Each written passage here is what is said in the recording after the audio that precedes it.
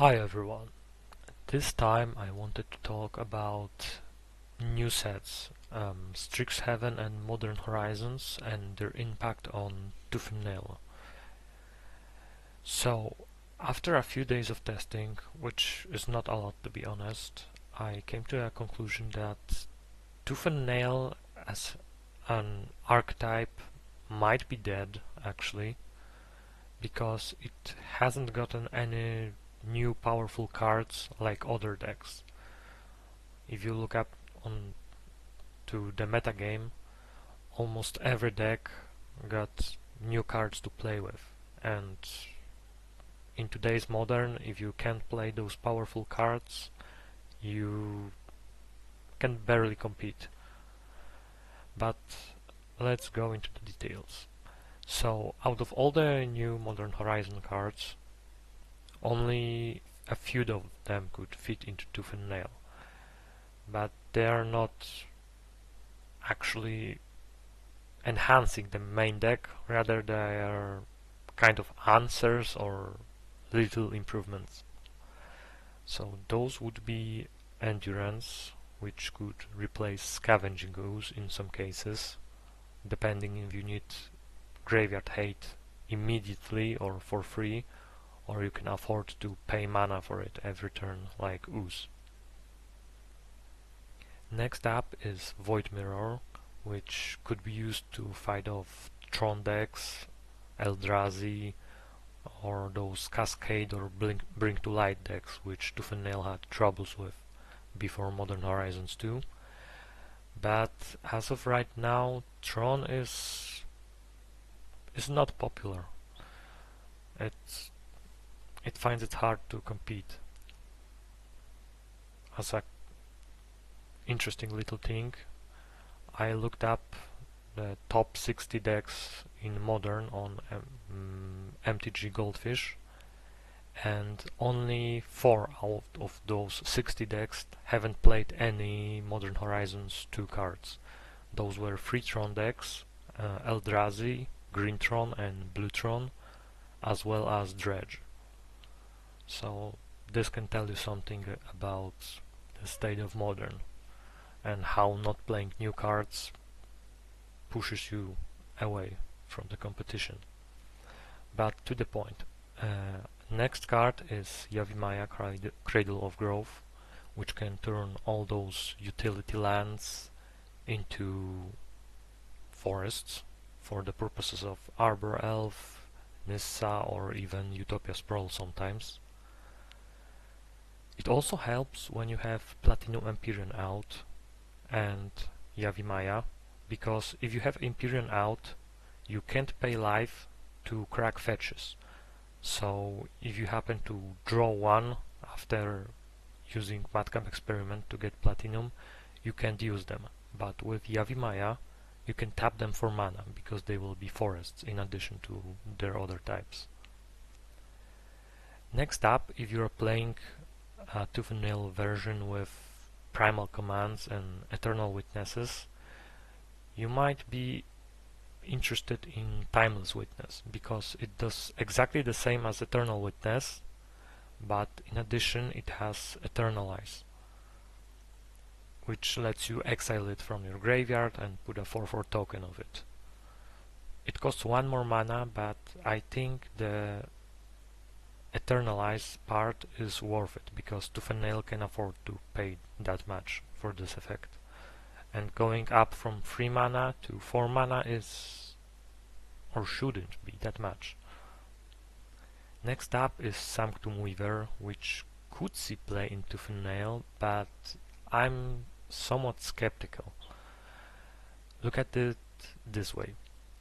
If it's the only enchantment you have, because it's enchantment itself, it will tap for 1 mana, so it will be the same as Voyaging Satyr with no auras. It will tap for 1 mana only. If you have 1 aura, let's say Utopia Sprawl, it will tap for 2 mana. So if you have like Forest, Utopia Sprawl and Sanctum Weaver, this will net you 5 mana. But if you had Voyaging Satyr, with the same land combination and aura, you would also have 5 mana. Things change when you have when we replace Utopia Sprawl, in this case, with Overgrowth.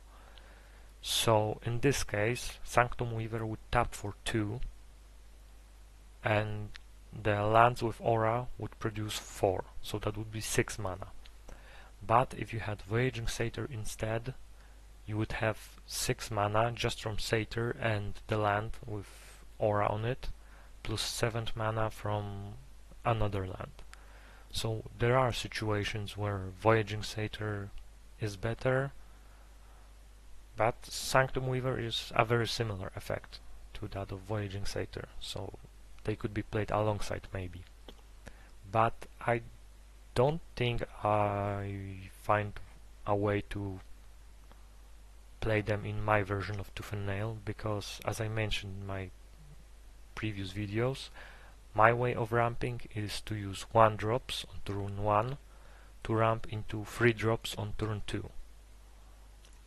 And those cards would be better fit for Tooth and Nail with just untappers and auras, not with 1-3x curve. And the last card that could see play in Tooth and Nail, but I doubt it, is Abundant Harvest. It finds greater success in Amulet decks because it has a lot of lands, and naming a non-land card there nets you something good, or at least average. But in Tooth and Nail there's not a lot of cards, or rather the power of the cards, their usefulness, is ranging from low to very high. So this effect is not consistent. So one time you will get something like Arbor Elf while you have already like 6 lands in play. Another time you will get Tooth and Nail when you are at 4 mana. Stuff like this. Okay, so those are the cards that could see play. I will probably put Yavimaya in there, definitely, to turn Castle Garenbrig into a forest and those utility lands, and to help with the fetch lands under Platinum Empyrean. I could see myself playing Void Mirror or Endurance in the sideboard, but I have to see how they do it. Another thing is that metagame has become very hostile to Tooth and Nail or combo decks in general. Mainly because Wizards printed more free spells, which are kind of cheating on mana. You get yourself ahead just to finish the game as soon as possible, or have free answers to cards you can't otherwise answer. And those would be Solitude, and this is a big one because it exiles a creature and gives you life, and doesn't even give you a basic land like Path to Exile. And the thing that's worth mentioning here is it can exile Emrakul, because this is a triggered ability and not a spell, because Emrakul has protection from colored spells, not from colored abilities. So this can easily exile Emrakul. So even if you pay 9 mana for Tooth and Nail, you're not guaranteed to deal any damage, or even trigger Annihilator if they cast it in beginning of combat, before Emrakul attacks. Another one is Grief, which combined with Ephemerate or another one of those bring back from graveyard if it dies this turn effects, this card can easily dismantle your openings. So let's say you keep Arbor Elf, Utopia Sprawl, Overgrowth, some lands. So opponent will take away your Arbor Elf, basically your ramp, and you're left with bunch of lands, and then you will start drawing random cards, and they can be ramp, but they also can be your bigger expensive stuff. So, and this can give your opponent enough time to finish the game with something like Stoneforge Mystic with Cauldra, which can start attacking one turn before Battler School could, and that's really rough. Another one is Fury, which is basically a free removal. There's no doubt about it, because let's say you play turn 1 Arbor Elf or Gilded Goose into turn 2 Llanowar Tribe, then opponent uses Fury and kills both of them. So you lost 2 cards and opponent lost 2 cards, so this is no card disadvantage spell, it's just free removal. Another one is Subtlety, and I haven't faced it much yet, but I think it could do some harm, but I don't know yet. I would have to see it in action yet. Next, there are way more efficient removal that Tooth and Nail has to care about. The biggest one is probably Prismatic Ending, because now every deck that plays white has access to not only creature removal but non-land permanent removal. So your enchantments, your auras, are no longer safe. And this can be a big deal because creatures, mainly those with converted mana cost 1 like Arbor Elf, Gilded Goose, Birds of Paradise, whatever you play at 1, were susceptible to early removal. And the best card to play against very interactive decks that had this kind of removal was Utopia Sprawl, because it was resilient, it was enchantment, so it couldn't be targeted by creature removal. But then they printed Prismatic Ending, and well, auras are no longer safe. Another spell which could really cripple Tooth and Nail is Vindicate. Losing a land with aura on it and getting nothing back, unlike with Assassin's Trophy, is a big deal. Next up, Unholy Heat, which deals 2 damage, so basically kills one of those 1-drops, I mean creatures. And if opponent has Delirium, which they will probably do, because Tooth and Nail is not heavily interactive, doesn't eat opponent's graveyard. If opponent has Delirium, this spell will deal 6 damage to a creature or planeswalker. So it kills almost everything with exception of like Worldbreaker, Elder Scale Worm, Atarka, and Ulamog. Panglacial Worm is no longer safe, same with Primeval Titan, although he will fetch 2 lands, so that's kind of a fortune in a misfortune. It also kills Nissa, even when she uses her +1, because she's at 6 loyalty, so this spell is really strong.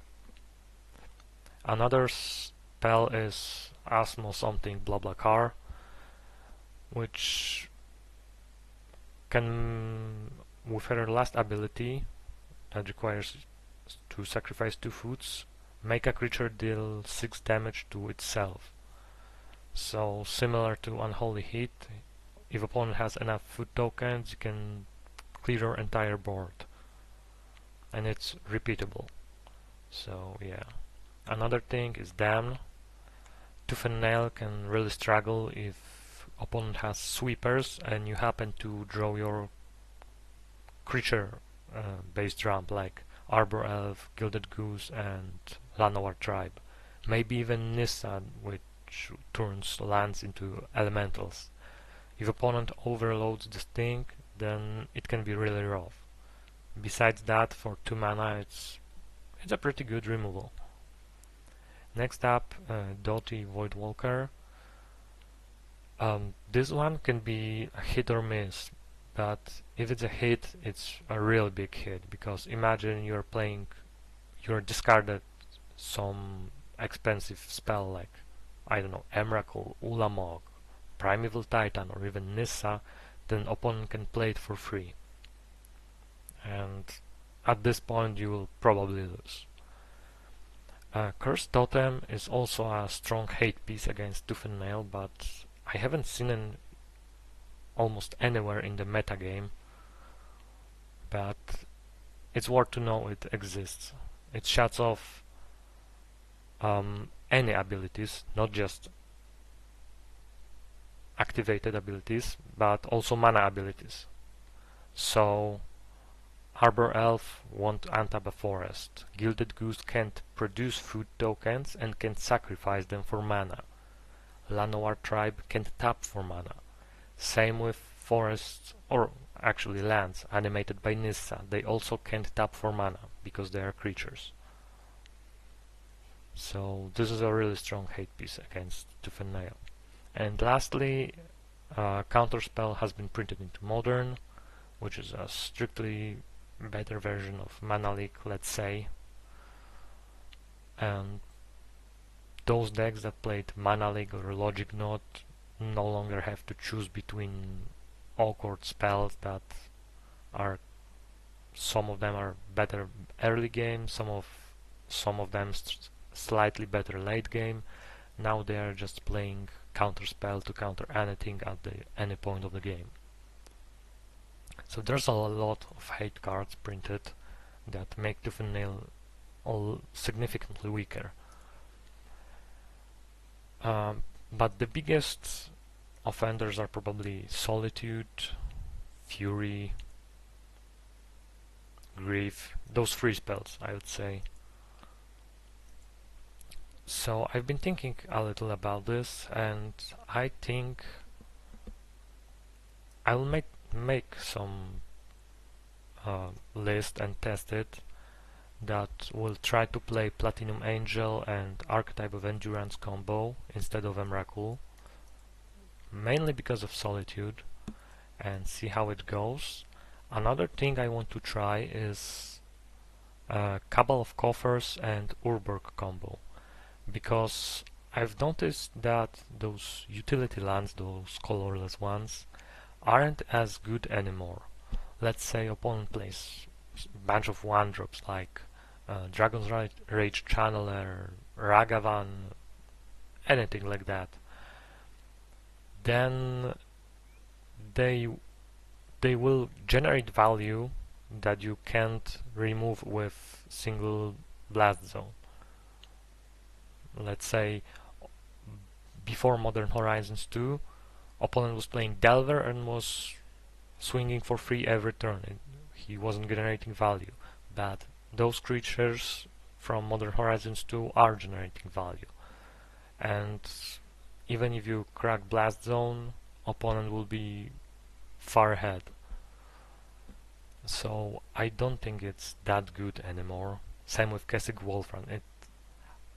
Honestly, I didn't like this card that much. I was playing it just because I could, and it was sometimes working. But I had a feeling it was too fair for Modern, and that was before Modern Horizons 2. But now when this new expansion is out, I don't think I will be playing it anymore. One thing to note, Adventures in the Forgotten Realms or something like that, this new D&D set, is not out yet on Xmage, and there's a land that I could be playing in Tooth and Nail. It was Hydra's Lair or something, 1 green X land that turns into XX creature. That could be playable, but I would have to see for myself.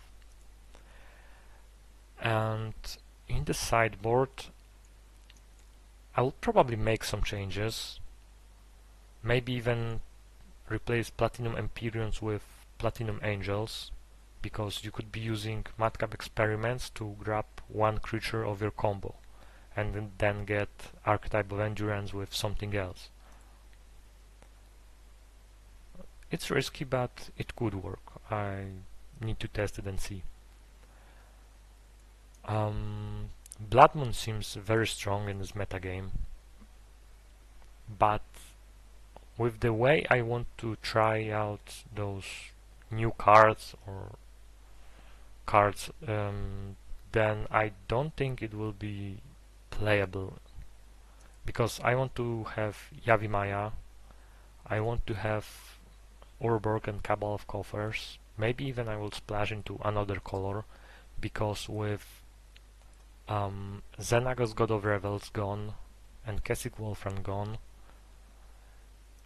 the only red card I will have in the main deck will be Dragonlord Atarka.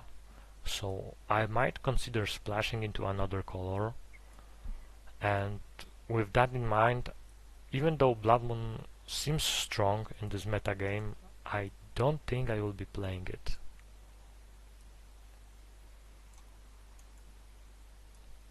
Okay, so that's some of the information, or rather thoughts, I have about Strixhaven and Modern Horizons 2. When it comes to Strixhaven, because this patch it was 2 sets update with Strixhaven and Modern Horizons releasing at the same time on Mage, there is nothing really for tooth and nail in Strixhaven. So, and this pattern was repeating for many years. There was not really much for ramp decks like Devotion or Tooth and Nail, just slight upgrades, like Castle Garenbrig, land that sometimes taps for 2. Probably the biggest one in recent, I don't know, like 5 years was Llanowar Tribe. This deck could easily work without Ulamog and some other cards from relatively recent sets, but other than that it hasn't got any new powerful cards that could make it better, and when this situation repeats year after year, it just falls behind and can't compete anymore. And with Modern Horizons 2, I don't think it's a competitive deck, not even a semi-competitive. Okay, I'll be releasing new videos with some of my ideas for how to upgrade this deck in the near future, and yeah, see you soon.